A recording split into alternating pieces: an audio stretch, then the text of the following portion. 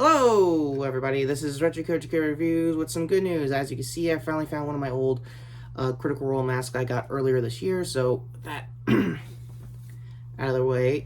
Yes, also, yeah, COVID still thing. Please mask up. Just saying. That all being said, let's get to some quick news. Yes, I was supposed to do a retro review of a certain movie I've been wanting to do that was 25 years in the making. And unfortunately also coincided with another movie I needed to do in time for Prey.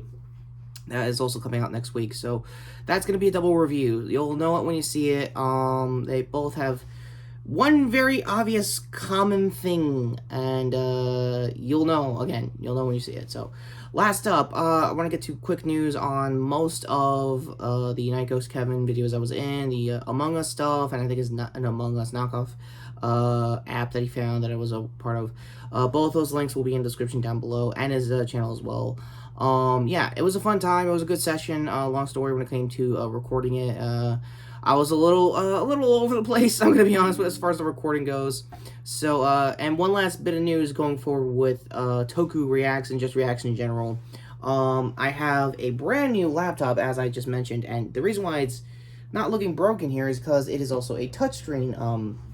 I guess one of those types you flip the screen and it turns into a touchscreen kind of thing. I'm not a tech guy, but that's kind of what I got thanks to my family. So, that being said, I'm going to be looking here going forward for reacts, and if I ever get an editor or somebody to just, like, plop, I guess, the footage here, I'm going to see if I can figure out how to do it myself. If not, I'll see if I could get an editor.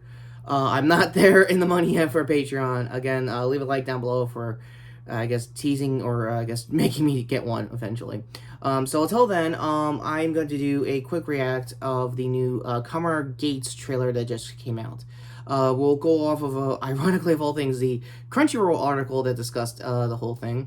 I'm pretty sure there's more official sites and stuff like that, more official Toku sites, but this is me getting back into Toku, hopefully for real this time. My thoughts so far with Revice since I'm here. The finale looks good. George coming out as the evil rider all along kind of scenario makes a lot of sense for their endgame, and it sounds like a really good finale arc that I will probably go in depth with. Hopefully Bluezilla, like I mentioned way earlier this year, that I'm going to try to do a debrief of the show because he watched more episodes than me. So again, I'll just go off of that. And I think if the spoilers are right about the final arc so far, we might actually have a final form for a female writer, I guess, ever. Not just for the Railway era, but I think in writer in general, which would be huge if it's in Jenny's case, if I got her name right as far as female writers go. So, with all that out of the way, my thoughts on Geats. Yeah, he kind of reminds me of a certain indie Toku guy, and we'll get to that right now.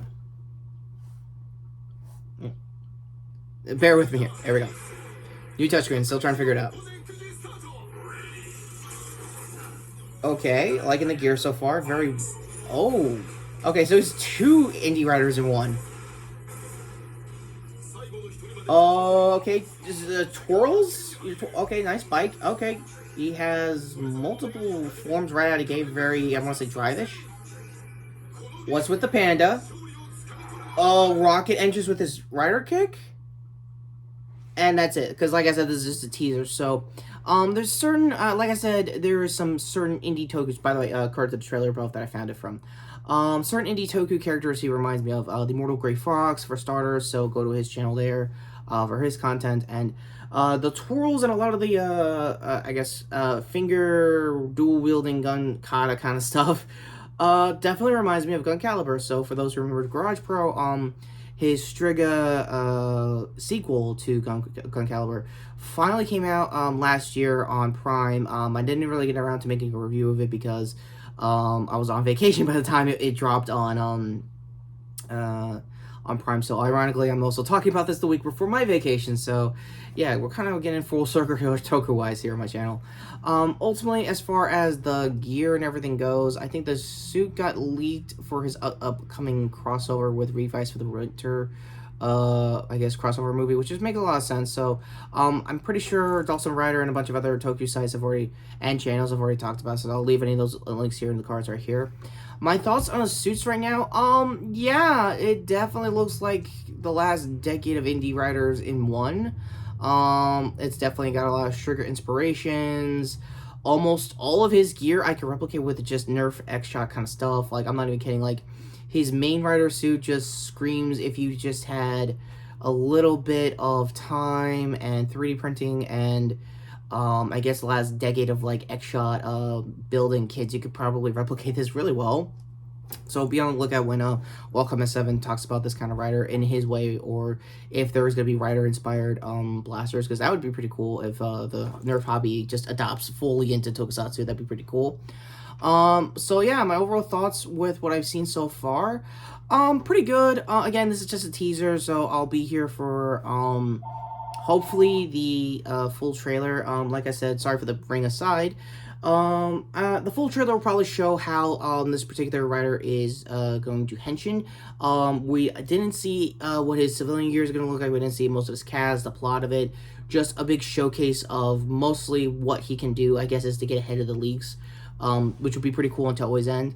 Also, speaking of Western release and stuff, I think the belt, though it looks a little complicated, I think that was Blizzard's words, not mine. I'm kind of there on some degree. Again, I want to see it in action as my retort to that. I believe Team Rider here in the US is actually just showed teaser images of having the belt ready day one when it drops. So that's pretty cool here for Western releases and stuff like that. Again, I like that co-partnership, that release schedule kind of thing. And the fact that we're getting a new rider belt day one officially here through the US instead of just laywaying it or whatever middle management we used to do for like Amazon releases is really cool. So that all being said, what did you think of the new rider for Kamen Geats' case?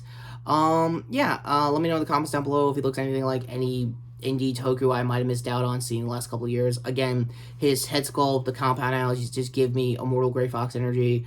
Most of the stunts I'm seeing so far from the teaser is definitely Gun Caliber and Stringer style kind of choreography. I don't know if Bruno is going to be in the stunt team because he's been showing it off a lot on his Facebook. I don't know on his Twitter, so again, links to both of that down below. Yes, I am that guy that still has to go off of Facebook posts and stuff like that. My bad in advance. So looking like the one half of my namesake aside, Retrokid reviews, and corresponding coming out to my shorts playlist here when I was doing quick spoilers for Critical Role and my thoughts on their Q&A at Comic-Con last weekend. Other hand here to my previous video. And with that all being said, gear here, Toku-wise, for my channel to sub to, and notification down below for when I do a full review of the first couple episodes of Kamen Geats, hopefully September 4th. So with that all being said, take care, subscribe. I am Retrokid Reviews. And I'm not saying I can pull this rider gear off with some extra gear, but I think I could do it. I can make a real Nerf Kamen Geats. With a little luck and a lot of dollar store hunting, it can be done. Trust me, it can be done, Toei.